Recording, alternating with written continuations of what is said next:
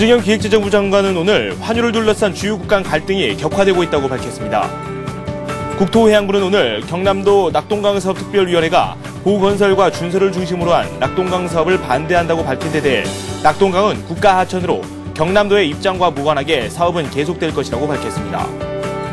IT 산업과 녹색 산업 분야의 필수 재료인 희유금속을 확보하기 위해 2013년까지 국내 11개 희유금속 부존 유망 지역에서 정밀 탐사가 진행됩니다. 은행권의 부동산 프로젝트 파이낸싱 대출을 받은 사업장 가운데 아직 착공도 못한 사업장 규모가 20조 원에 달하는 것으로 나타났습니다.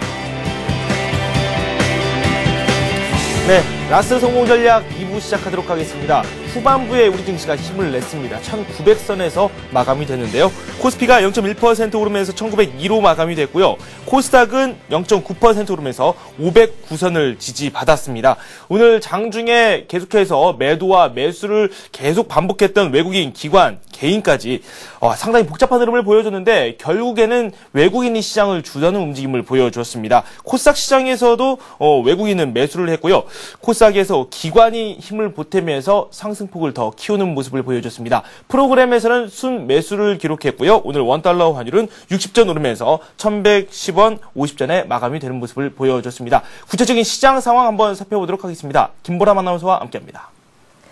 네, 시황센터입니다. 10월 15일 금요일장 마감했는데요. 오늘 국내 증시는 주말을 앞둔 관망심리와 1900선 저항이 강하게 작용하면서 보합권 등락을 반복했습니다. 앞서 뉴욕 증시도 4거래일 만에 부진하게 나타나면서 외국인도 몸을 사리는 모습이었는데요. 하지만 오늘 코스피는 1900선은 지지했습니다. 오늘장 2포인트 오르면서 1902포인트에 마감했는데요. 오늘 출발은 1898포인트 하락으로 출발했습니다. 장중에는 기관 쪽에서 이끌어주면서 1903포인트까지 오르기도 했는데요. 하지만 다시 기관이 매도 전환한 가운데 오후장 들어서는 보합권에서 등락을 반복하는 움직임 나타났습니다. 하지만 외국인과 프로그램 쪽에서 매수세가 들어오면서 1900선은 지지하며 마감했는데요. 수급 내용 살펴보겠습니다. 오늘 세 주체 모두 매수와 매도를 반복하는 움직임 나타났습니다. 마감 기준으로 봤을 때는 외국인 쪽에서 400억 원 정도 사주는 모습이었고요. 반면에 기관 쪽에서는 투신권을 중심으로 160억 원 정도 매도 물량이 나왔습니다. 장중에 매수했었던 개인 쪽에서는 오늘장 450억 원 정도 차익 실현 매물이 나왔습니다. 네, 이어서 코스닥 살펴보도록 하겠습니다. 코스피보다 조금 더 강한 움직임 나타났는데요. 오늘장 5포인트 오르면서 509포인트에 마감했습니다. 갭상승으로 출발한 코스닥은 오늘장 506포인트와 509포인트에서 좁은 보폭을 유지했는데요. 하지만 꾸준하게 상승 탄력은 유지해가는 모습이었습니다. 수급 내용 살펴봅니다. 오늘장 기관이 3거래일 연속으로 매수 우위 나타났습니다. 기관이 210억 원 정도 사줬고요. 외국인이 180억 원 정도 매수 우위가 나타났습니다. 개인 쪽에서만 매도 물량이 나왔는데요. 개인은 오늘장 340억 원 정도 파는 모습이었습니다. 네, 이어서 외환시장 살펴보도록 하겠습니다. 오늘 환율은 반등했습니다. 50전 오르면서 1111원 40전에 마감했는데요. 이틀째 20원가량 급락할 때 따른 숨고르기 양상이 펼쳐졌습니다. 또한 주말에 예정된 미국 경기지표 발표와 벤 버냉키 연준 의장의 연설을 앞두고 매매 포지션도 제한되는 움직임 나타났습니다. 네, 이어서 유가증권 시장 시총 상위 종목들의 움직임도 체크해보겠습니다. 오늘 삼성전자가 0.5% 올랐습니다. 어제장 사상 최고가 갔었던 현대차는 오늘장 차익 실현 매물에 2% 내렸고요. 현대모비스 마찬가지로 2% 내렸습니다. 반면에 LG화학은 외국계 창구 통해서 매수세가 들어오면서 2% 상승했는데요. 오늘까지 3거래일 연속 상승했습니다. 다른 은행주들이 약세를 보이고 있는 가운데 신한지주와 KB금융은 강보합에 마감했습니다. 한국전력이 올랐고요. LG디스플레이 오늘장 외국계 창구 통해서 매수세가 강하게 들어오면서 3.6% 큰 폭으로 올랐습니다. 네, 이어서 코스닥 살펴보도록 하겠습니다. 셀트리온이 보합에 마감했습니다. 서울반도체는 내렸고요. 반면에 SK브로드밴드가 1.9% 올랐습니다. CJ 오쇼핑과 OCI 머티리얼즈도 1%대로 올랐습니다. 동서와 다음이 내렸습니다. 반면에 태온이 오늘까지 0.4% 상승 움직임 유지했고요.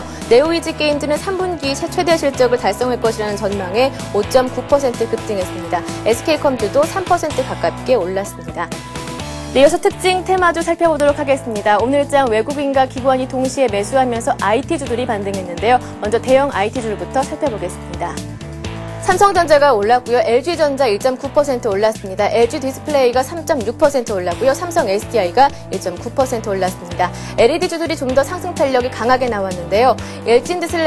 일진디스플레이가 5% 올랐습니다. S폴리텍이 14% 가격 제한폭 가까이 올랐고요. 나머지 종목들도 5%대로 급등하면서 LED주가 강세 보였습니다. 네, 이어서 석유화학주 살펴보도록 하겠습니다. 3분기 실적 기대감에 올랐는데요. 오늘 호남석유가 2.8% 오르면서 사상 최고 신고가를 다시 경신했습니다. 증권사에서는 주력 제품 수익성이 점차 좋아질 것이라고 호평을 쏟아냈습니다. 고배당주로 알려진 한국세석유는 12월 이전 배당에 관심을 둔 투자자들의 매수세가 몰리면서 오늘장 2.8% 올랐고요. 애경유화도 6% 가까이 올랐습니다. 네, 이어서 기계주 살펴보도록 하겠습니다. 오늘장 기계주들은 기관 쪽에서 이끌어줬는데요. 두산 그룹주들이 눈에 띄는 상황입니다. 두산 메카텍이 보유하고 있던 두산 인프라코어 지분에 대한 블록들이 성공적으로 마무리됐다는 소식에 두산 그룹주들이 동반해서 올랐고요. SNTC가 9%, 신성ENG가 9% 오르면서 기계주가 강세를 보여줬습니다. 네, 이어서 건설주 살펴보도록 하겠습니다. 어제 금리 동결 소식에 일제히 상승했었는데요. 하지만 오늘장에서는 혼조오름 나타났습니다. 현대건설이 보합에 마감했습니다. 삼성물산과 GS건설, 대우건설은 내리는 가운데 두산건설은 블록딜에 따른 현금 유입 기대로 7% 급등했습니다. 네, 마지막으로 신재생 에너지주 살펴보도록 하겠습니다. 한국에 이어서 중국 정부에서도 신재생 에너지 관련 정책을 잇따라 내놓으면서 오늘까지 그 상승 탄력을 이어갔습니다. 태양광주 먼저 체크해보겠습니다. SNU가 9% 올랐습니다. 유비트론이 7% 급등했고요. AP시스템도 9% 급등하면서 태양광주 급등세 이어갔습니다. 이어서 풍력주 살펴보도록 하겠습니다. 평산이 13% 두 자릿수 상승세 나타났습니다. 한일단조도 6% 오르면서 풍력주가 강세를 보여줬습니다. 네, 이렇게 시장 흐름 살펴봤습니다. 이번 한 주 코스피 지수는 지난주 급등에 따른 숨고르기 장세가 펼쳐지면서 저점은 낮췄지만 주간 기준으로 봤을 때는 소폭 오르면서 7주 연속 상승 흐름 이어갔습니다. 지금까지 마감 시황이었습니다. 현대증권 류용석 팀장 전화 연결되어 있습니다. 다음 주 투자 전략까지도 꼼꼼히 살펴보도록 하죠. 안녕하세요. 네, 안녕하십니까. 네, 후반부에 힘을 냈고 코스피 1900 회복했습니다. 마감 상황 정리해 주시죠. 예, 오늘 시장에서는 외국인과 기관 역시 좀 다소 조심한 양상이었는데요. 일단 지수는 1900선을 재차 회복하면서 마감을 했습니다. 오늘 코스피는 외국인 순매수세가 다소 약화된 가운데 강고압세 마감했는데 오늘 외국인과 기관의 매매를 보면 다소 좀 특징적인 점은 외국인이 매수 규모는 줄었지만 여전히 화학 업종과 전기전자 업종에 대해서는 순매수를 보였다는 점이고요. 기관 역시도 오늘 매수 규모는 크지 않았지만 동일하게 화학 업종과 특히 전기접자 업종에서는 1,200억을 매수해서 오늘 시장에서는 전기전자 업종과 화학 업종이 시장을 이끄는데 수급적으로 외국인과 기관이 공통적으로 기여했다고 볼 수 있겠습니다. 미국 증시 같은 경우에는 이제 5월 고점인 11,000 근접했고요. 추가 상승이냐 아니면 기술적인 부담이냐는 충돌 관계인 것처럼 우리 증시 역시 아직까지는 1900선 안착 여부 놓고 힘겨루기 양상이라고 볼 수 있겠습니다. 오늘 시장에서 주목받은 업종은 단연 IT와 화학 업종이라고 볼 수 있겠고요. 이틀 연속 상승을 했습니다. 특히 LG 디스플레이 같은 경우에는 국내와 애널리스트들이 업황이 사이클상 바닥을 통과했다는 기대감에서 3% 이상 반등했고요. 이에 따라서 삼성전기 등이 IT가 주가 반등을 주도했습니다. 화학업종 역시도 한 1개월 반가량 조정을 마무리하고 반등하는 모습인데요. IT 부품이라는 점과 소재업종이라는 특성이 화학업종에 좀 부각이 됐습니다. 그 외 중국이 12차 5개년 경제계획 골자의 하나가 에너지 산업에 대한 대규모 투자라는 점이 에너지 업종인 SK에너지와 LG화학 등 화학업종에 긍정적으로 작용을 했습니다. 네. 일단 오늘 시장 1900선 회복을 했다는 코스피 시장뿐만 아니라 코스닥 쪽도 좀 주목을 해야 될 것 같습니다. 500선을 굳건히 지지하면서 지금 오히려 더 상승폭을 더 늘려나가는 모습이에요. 이 정부 정책 수혜를 받고 있는 그런 업종들이 상당히 많기는 한데 코스닥 쪽 상황은 어떻습니까? 예, 지금 10월 7일 날 목요일 날이니까 10월 6일 날 우리가 1900포인트를 회복을 했고요. 지금까지 한 일주일 정도 거래가 됐는데 코스피 시장은 지수는 제자리 걸음을 하고 있는 양상입니다. 이러한 양상은 이제 외국인 순매수 약화하고 이제 부분적인 차익 실현 그리고 철강 업종의 좀 실적이 부진한 점이고요. 상승 종목 대형주에 대해서 주식형 펀드 환매 매물이 나온 점인데요. 여기서 주목되는 점은 한 2달 가까이 진행되는 동안 외국인들이 한국 시장에서 한 7조 원 정도 매수를 했고요. 그 가운데 개인 투자가들이 좀 주식을 팔아서 사실 고객 예탁금이 지금 15조대 가까이 증가를 했습니다. 바닥 대비는 대체적으로 한 1조 5천억 이상 증가를 했는데요. 이런 것들을 우리가 유동성의 스피로버 효과라고 볼 수 있겠습니다. 이전까지 패턴을 본다면은 IT, 화학, 자동차의 섹터에서 최근 거래소 박스권 넘을 때는 건설, 조선, 기계, 은행 업종으로 수완 상승했고요. 이제 남아있는 수완 상승이라는 것이 중형주와 소형주와 코스닥이라고 볼 수 있겠습니다. 그런 측면에서 보면 지난주 목요일 위에 코스닥 시장이 한 2.4% 정도 올랐고요. 소형주가 한 3% 넘게 상승을 했습니다. 그래서 최근에 코스닥 시장의 상승은 이런 순환매와의 일종인데요. 순환매라는 것이 일종의 가격과 그 밸류에이션의 갭을 축소하는 과정이라는 점에서 보면 조금 더 진행될 가능성이 좀 높고요. 여기에 이제 최근에 정부 정책들이 다시 이제 뭐 녹색 성장의 연장선에서 에너지 산업이라든가 이런 그 태양 에너지, 풍력 등에 대한 투자를 재개하면서 값이 많이 싸진 이런 그 IT 부품이라든가 이런 풍력 관련주들이 상승 매기가 주도하면서 현재 개별 종목 장세로 확대되는 모습을 보이고 있습니다. 네. 해외 증시 다음 주에 살펴볼 내용들이 꽤 많은 걸로 알고 있어요. 설명 좀 해주십시오. 예, 다음 주 미국 시장 역시 뭐 만천 안착하느냐가 제일 중요할 거고요. 안착한다면 추가 상승 쪽에, 그리고 안착이 실패한다면 기술적인 부담에 직면할 가능성이 있습니다. 아직까지는 뭐 좀 팽팽하다고 볼 수 있겠는데요. 아무래도 이제 이걸 결정하는 것이 이제 매크로 지표 결과하고 이에 그 관련이 있는 추가 양적 완화의 그 규모 이렇게 좀 되는데요. 앞으로의 그 매크로 지표라는 것과 추가 양적 완화는 트레이드오프 관계에 있기 때문에 아무래도 시장의 기대치는 추가 양적 기대에 따른 이제 달러 약세와 유동성 증가에 좀 초점이 맞춰질 것 같습니다. 특히 실적 시즌인데요. 실적 시즌이 이 가운데 캐스팅 보트 역할을 충분히 할 거로 보여지는데 현재 분위기는 기업 실적에 대한 기대가 우려보다는 높은 편이어서 대체적으로 미국 시장 흐름은 하락보다는 상승 쪽에 좀 움직일 가능성이 있습니다. 오늘 밤에 소비자 물가하고 소매 판매, 뉴욕 제조업 지수, 미시간 소비자 기대 지수등이 다소 발표되는데요. 대체적인 결과는 이전치보다는 개선되는 흐름을 예상할 수 있어서 선물 시장에서 이 부분이 조금 반영되고 있다 이렇게 볼 수 있겠습니다. 네. 일단 미국 시장에서도 살펴볼 내용들이 상당히 많은데 상승 쪽으로 조금 더 무게를 더 두셨습니다. 우리 시장 다음 주 투자 전략을 한번 세워봐야 되겠죠. 일단은 우리 시장 외국인들이 좀 매수력이 약화된 것 같다라는 생각이 들어요. 이런 점이 저는 좀 걱정이 되기도 하는데 투자 전략 어떻게 세우는 게 좋을까요? 예, 국내 증시를 기술적으로 보면은 이전에 1860포인트 오면서 이제 기술적으로 이제 가격 부담은 어느 정도 해소한 측면이 있고요. 그래서 이제 21선이 중기적으로는 의미가 있다고 보여집니다. 시장의 패턴에서는 11선이 지금 주요 매매 선으로 작용하고 있어서 일단 11선이 붕괴되지 않는다면 대체적으로 시장에 대한 기대는 상승 쪽에 기울 가능성이 높다고 보여집니다. 추세의 연속성에서 본다면 아직은 좀 긍정적 입장에서 시장을 봐야 될 것 같고요. 다만 이제 외국인 매수세가 약화되거나 좀 불규칙해질 가능성들이 지금 포착되고 있기 때문에 추가적으로 외국인 매수가 대규모로 유입될 가능성에 대한 기대치가 낮아서 지수 역시도 눈높이는 조금 낮출 필요는 있어 보입니다. 증시 흐름과 관련해서 본다면 중국 증시 상승 흐름이 계속되고 있고요. 중국의 모멘텀에 대한 기대치가 시장에 남아있기 때문에 아무래도 그전에 그 중국 모멘텀이 강했을 때 올랐던 IT 섹터라든가 화학 섹터에 대한 새로운 관심 자체가 좀 필요한 시점이라고 보여집니다. IT와 화학 같은 경우는 충분한 조정이 이루어졌고요. 어닝에 대한 거나 업황 사이클에 대한 기대치가 저점에서 다시 좀 반전할 가능성이 높기 때문에 기관 외국인 매매를 통해서 IT와 화학에 대한 제 관심 자체가 필요해 보입니다. 그동안 순환매가 있었던 조선은행 건설 같은 경우에는 부분적으로 본다면 단기 차익 실현이 좀 고려돼야 된다 이렇게 보고 있습니다. 네, 알겠습니다. 일단 뭐 그동안 좀 많이 올랐었던 업종 쪽으로는 한번 단기로 한번 대응을 하는 전략이 필요하다라는 말씀을 해주셨고, 뭐 조선이라든지 건설 그런 업종이 되겠죠. 네, 이렇게 해서 현대증권 류영석 팀장과 함께 마감 상황 그리고 다음 주 투자 전략까지 꼼꼼하게 살펴봤습니다. 고맙습니다. 네. 네, 잠시 후 뉴스가 이어집니다.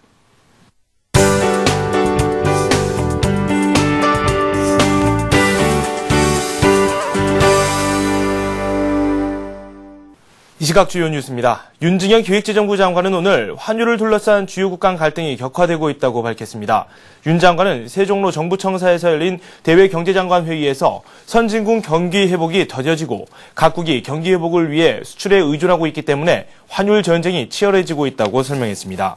실제 유럽연합과 러시아가 최근 외환시장에 불안을 키웠다며 미국을 강력하게 비난하고 있습니다.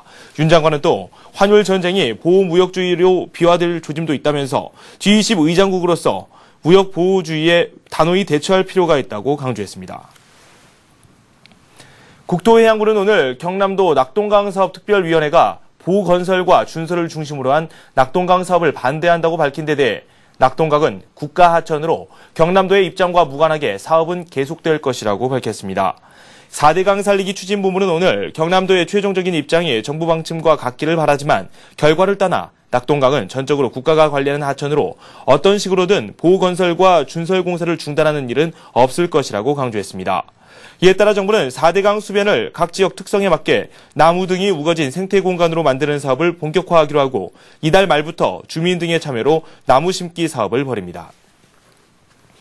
IT 산업과 녹색 산업 분야의 필수 재료인 희유금속을 안정적으로 확보하기 위해 2013년까지 국내 11개 희유금속 부존 유망 지역에서 정밀 탐사가 진행됩니다. 지식경제부는 오늘 희유금속 안정적 확보 방안을 통해 수요가 급증하는 리튬과 히토류 등 두세 개의 희유금속을 신전략광물로 지정해 해외 투자 대상 자원에 포함하기로 했습니다. 또한 올해부터 2013년까지 희유금속이 묻혔을 가능성이 큰 국내 11개 주요 지역을 정밀 탐사하고 개발 경제성을 평가할 예정입니다. 우선 2012년까지 홍천과 충주, 울진, 단양, 무주 등에서 1차 조사가 진행되며 내년부터 2년간 양양과 하동, 철원 등에서도 탐사 작업이 개시됩니다. 은행권의 부동산 프로젝트 파이낸싱 대출을 받은 사업장 가운데 아직도 착공을 못한 사업장 규모가 20조 원에 달하는 것으로 나타났습니다. 금융감독원이 오늘 국회 정무위원회 정호김 의원에게 제출한 국정감사 자료에 따르면 지난 6월 말 현재 은행권 PF 대출 잔액은 44조 9천억 원 중 20조 원이 미착공 사업장에 대한 대출인 것으로 나타났습니다. 이미 공사가 시작된 사업장도 진행률이 높지 않아 공사 진행률이 30% 미만인 사업장에 대한 대출이 9조 7천억 원에 달했습니다. 부동산 경기 침체가 장기화되고 있어 공사 진행률이 낮은 건설 사업장을 중심으로 금융 부실이 발생할 가능성이 제기되고 있습니다.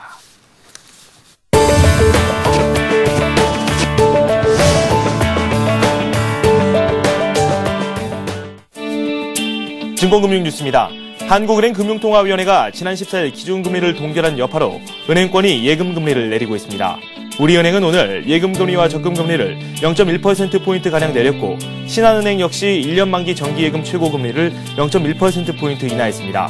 나머지 은행들도 다음 주 중 금리를 내릴 예정입니다. 우리은행이 인터넷뱅킹 이용 고객을 대상으로 한 채팅 상담을 시작합니다.